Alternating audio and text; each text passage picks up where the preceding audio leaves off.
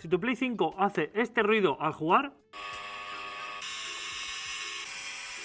ten muchísimo cuidado porque podrías romperla en menos de 3 meses, ya que la Play 5, a diferencia de la Play 4, tiene 3 problemas muy graves y el último es el más importante de todos, y si lo estás haciendo podrías romperla y quemarla para siempre. Uno de los problemas más comunes es que los sistemas de refrigeración, como el ventilador o el disipador que hay dentro, lo tenéis llenos de mierda, llenos de basura, por tanto no entra aire frío y la Play 5 se termina quemando y haciendo ese ruido. El segundo problema es también muy importante y debes de tenerlo en cuenta, y es que la Play 5 tiene una cosa que se llaman thermopatch, es decir, pequeñas alfombrillas que disipan el calor. Con el tiempo pierden esta propiedad de disipar el calor y por tanto la Play 5 se quema y empieza a hacer ese ruido tan grande. Y tercero y más importante, y si no lo solucionas ahora mismo podrías quemar tu Play 5 para siempre, es que el metal líquido que está en el APU, en el procesador, se ha caído, por tanto la Play no se está refrigerando y se está quemando. Si te ocurre eso, debes de llevarla a un servicio técnico para que te la arreglen inmediatamente. Y estos son los 3 problemas más importantes de una Play 5 y por los cuales se hace ruido. Si a ti te está ocurriendo y quieres que te hagamos un mantenimiento,